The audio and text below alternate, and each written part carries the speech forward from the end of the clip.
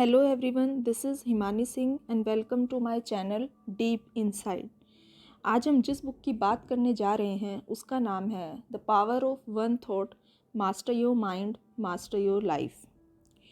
यह बुक लिखी है BK शिवानी ने, जो कि एक मोटिवेशनल स्पीकर हैं, ब्रह्मा कुमारी संस्था से जुड़ी हैं, राजयोग प्रैक्टिशनर हैं।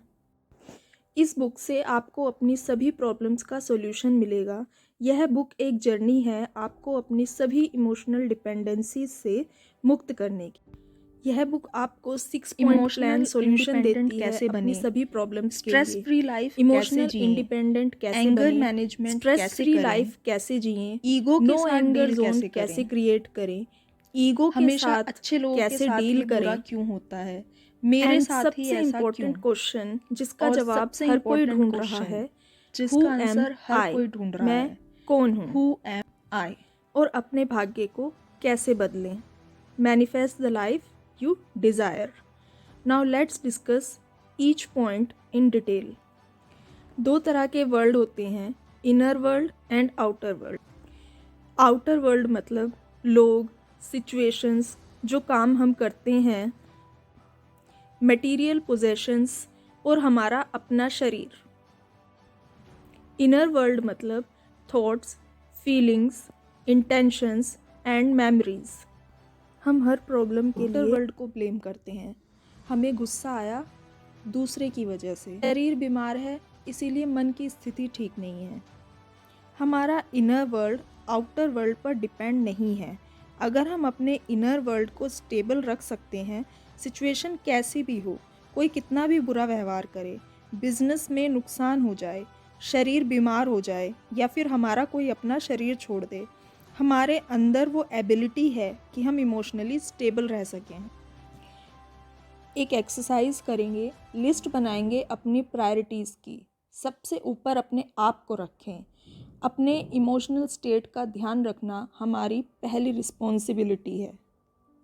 रिस्पॉन्सिबिलिटी को डिकोड करेंगे, response plus ability, capability to respond in every scene. Independence, in plus dependence. In मतलब inside, I the being, I the soul, energy, light, power, spirit. So I am dependent on self. इसे एक example से समझते हैं। मान लीजिए आप और आपके फ्रेंड एक ट्रैफिक से गुजर रही हैं। आपके फ्रेंड का मूड खराब हो जाता है कि कितना ट्रैफिक है, उसको बहुत गुस्सा आता है और आपने चूज़ किया कि मैं स्टेबल रहूँगा। आप स्टेबल रह के उस ट्रैफिक को क्रॉस करते हैं। आप दोनों ऑफिस लेट पहुँचते हैं। बॉस आप दोनों पर गुस्सा करते हैं। अब क्योंकि आपके फ्रेंड ने अपनी सारी एनर्जी ट्रैफिक में गुस्सा करने में खर्च कर दी, इसीलिए अब उसके पास एनर्जी नहीं है इस सिचुएशन को फेस करने की। अब वो चाहकर भी स्टेबल नहीं रह सकता, तो उसके लिए दिन और ख़राब जाएगा। लेकिन क्योंकि आप उस टाइम स्टेबल रहे, यू कंजर्व्ड योर एनर्जी, तो इस टाइम आप स्टेबल रहकर इस सिचुएशन को क्रॉस करेंगे। जब तक हम कॉन्शियसली डिफरेंट रिस्पॉन्स चूज़ नहीं करते, तब तक हम अपने इनर वर्ल्ड को चेंज नहीं कर सकते हैं। सो अपने माइंड को रिप्रोग्राम करें और अपनी फ्रीडम को अब सेलिब्रेट करें। नेक्स्ट है stress free life. Stress free life के बारे में सिस्टर शिवानी बताती हैं, stress is equal to pressure upon resilience. Pressure हमेशा आउटर वर्ल्ड से आता है and resilience is inner strength. Stress हमारी लाइफ में इसलिए नहीं होता क्योंकि आउटर वर्ल्ड से, लोगों से, काम की वजह से, बॉस की वजह से, ट्रैफिक की वजह से बहुत प्रेशर है हमारे लाइफ में, टाइम नहीं है। बल्कि स्ट्रेस इस वजह से आता है क्योंकि हमारी रेजिलेंस कम है, यानी कि इनर स्ट्रेंथ कम है। 7 life skills to beat stress. Number 1, write your story not theirs. हम पूरे दिन दूसरों को देखते रहते हैं और दूसरों की स्क्रिप्ट लिखते रहते हैं कि उसको ऐसे करना चाहिए, इसको ऐसे करना चाहिए था। अब हमें दूसरों को नहीं देखना, हमें सिर्फ अपने आप को देखना है, अपनी परफॉर्मेंस को चेक करना है कि हम खुद क्या सोच रहे हैं। हमें गलत नहीं सोचना, हमें सिर्फ खुद पर ध्यान देकर खुद को करेक्ट करना है। Second one is make acceptance natural. हमें परिस्थितियों को, लोगों को, जो कुछ भी हो रहा है उसको बिना कोई थॉट क्रिएट करे एक्सेप्ट करना है। Remind yourself, I accept whatever is happening. जो कुछ हो रहा है मैं उसको एक्सेप्ट करती हूँ। लोग, सिचुएशंस मेरी तरह कभी नहीं होंगे, जैसा मैं चाहूँगी वैसा नहीं होंगे। मैं हर सिचुएशन को शांत रहकर क्रॉस करूँगी। ये सब एक दिन में नहीं होगा, but at least we can try. आज 1% होगा, कल 2% होगा, बट एटलीस्ट हमें पता तो है कि हम सही पाथ पर चल रहे हैं। Next, choose your words wisely. अपने शब्दों को ध्यान से प्रयोग करें, अपनी वोकैबुलरी चेक करें और उसमें से जो भी लो एनर्जी वर्ड्स हैं, नेगेटिव वर्ड्स हैं, उनको रिमूव करें। हमेशा high energy word, empowering word use करें। Next, flip negative label. अपने आप को या दूसरों को कोई भी नेगेटिव लेबल ना दें, जैसे कि ये तो ऐसा ही है, ये कभी नहीं सुधरेगा, या मैं ये काम नहीं कर सकता। I label myself with only and only positive words. I am aware that my labels manifest my destiny. Next है listen to tutor within. अपने अंदर की आवाज़ को सुने, वो हमेशा हमें सही गाइड करती है, उसे पता होता है कि हमें क्या करना है क्या नहीं। Next, make trusteeship a lifestyle. मालिक बनकर किसी को एडवाइस दें या दूसरों को गाइड करें और उसके बाद बालक बन जाएं। यानी कि अगर वो आपकी गाइडेंस नहीं मानते हैं, आपकी एडवाइस नहीं मानते हैं, तो नाराज़ ना हो। Next, always remember you are not a role, responsibility. हम एक माता का, पिता का, हस्बैंड का रोल प्ले कर रहे हैं। एक्चुअली में हम वो नहीं है, we are a soul. So shifting to stress free life is easily achievable. Stress free life जीना बहुत ही आसान है, क्योंकि ये सिर्फ एक ही इंसान पर डिपेंड करता है और वो है हम खुद। चलिए अब गुस्से पर विजय पाते हैं। तो क्रिएटिंग नो एंगर जोन। गुस्सा हमारी चॉइस है, ये हमारे अंदर की अपनी क्रिएशन है।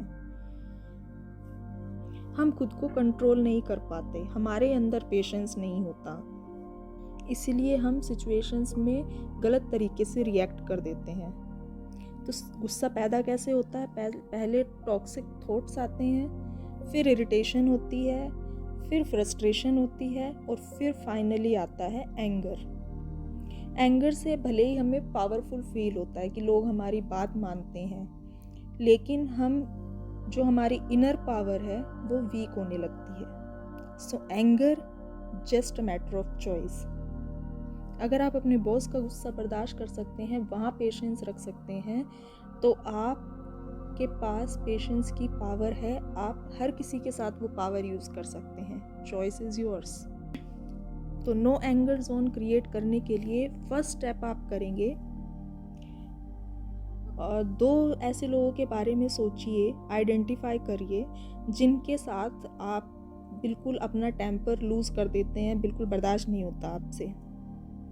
ये एक्सरसाइज आप करिएगा कि जब भी उनके साथ उन पर गुस्सा आने लगे तो आप उसको फर्स्ट स्टेप पर ही रोक दें, यानी कि थॉट्स के लेवल पर ही रोक दें। जब आपका मन स्टेबल हो जाए तब आप उन्हें गाइड करिए, तब आप उनसे बात करिए, जो उन्हें कहना चाहते हैं तब उनसे कहिए, और हर वीक इस नो एंगर जोन में और लोगों को ऐड करते जाइए।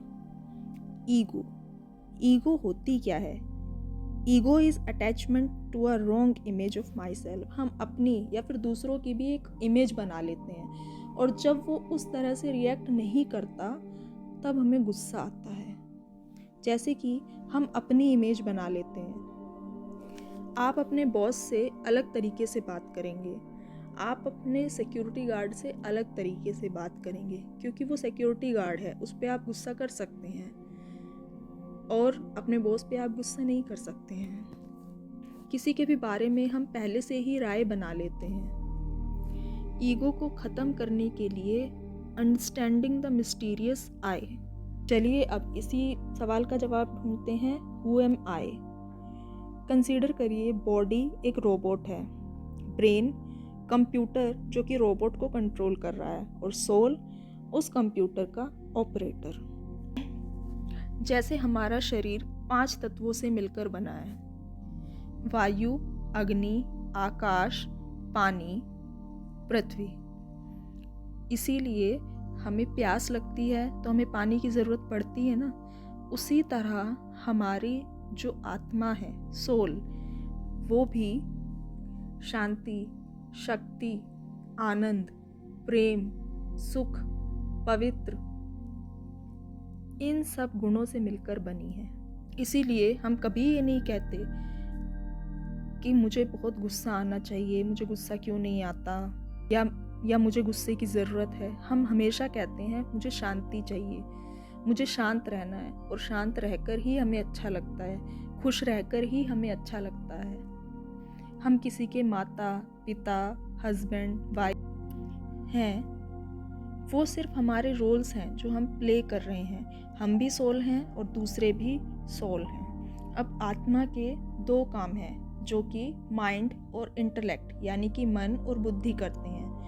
मन सोचने का काम करता है और बुद्धि एनालाइज करती है, डिसाइड करती है कि क्या सही है, हमें क्या डिसीज़न लेना चाहिए। जो डिसीज़न हम लेते हैं वो हमारे कर्म में आता है, और कर्म में आकर वो हमारी आदत यानी संस्कार बन जाता है। और जब कोई संस्कार हमारा बन जाता है, हम बार बार उस काम को करते हैं, तो हम जो पहली 2 स्टेज हैं, कहीं जब कोई संस्कार हमारी हैबिट बन जाता है तो हम उन 2 स्टेजेस को भी नेग्लेक्ट कर देते हैं, अवॉइड कर देते हैं। जैसे कि अगर किसी को सिगरेट पीने की आदत पड़ जाए तो संस्कार बनने के बाद वह सिगरेट पीने से पहले ये नहीं सोचेगा कि मुझे पीनी चाहिए या नहीं पीनी चाहिए। चलिए अब बात करते हैं लॉ ऑफ अट्रैक्शन की। Manifest the life you desire. हमें वो नहीं मिलता जो हम बनना चाहते हैं, हमें वो मिलता है जो कि हम रेडिएट करते हैं। जैसे कि एक माँ अपने बच्चे के साथ बहुत ही सुंदर रिश्ता चाहती है, और वो थॉट क्रिएट करती है कि मेरा रिश्ता इनके साथ बहुत अच्छा है, और विजुअलाइज भी करती है, लेकिन पूरे दिन में वो ये सेम थॉट्स रिपीट नहीं करती, और उसका बिहेवियर भी अपने चाइल्ड के साथ बहुत ही पोजेसिव है, क्रिटिसाइज्ड है उसको लेकर। तो उसकी ये जो डिज़ायर है वो फुलफिल नहीं होगी, रिश्ता और बिगड़ता जाएगा, क्योंकि वो क्या रेडिएट करती चाहती है सुंदर और प्यारा रिश्ता, लेकिन रेडिएट कर रही है नेगेटिविटी, क्रिटिसिज्म। हमारी वाइब्रेशंस रियलिटी बनती हैं, और उसके लिए सबसे पहले आप अपने जिस भी डिज़ायर को पूरा करना चाहते हैं, लिखिए कि आप क्या चाहते हैं। सेकंड पॉइंट, आपको किस तरह की वाइब्रेशंस रेडिएट करनी है।